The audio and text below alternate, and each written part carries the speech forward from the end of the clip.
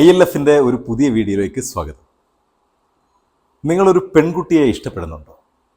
ഉണ്ടെങ്കിൽ നിങ്ങൾ അവളോട് തുറന്നു പറയുക. അവൾക്കും തിരിച്ച് ഇഷ്ടമാണെങ്കിൽ നമ്മുടെ നിയമവ്യവസ്ഥയിൽ നിങ്ങൾക്ക് ഒരുമിച്ച് ജീവിക്കുവാനുള്ള അവകാശമുണ്ട്.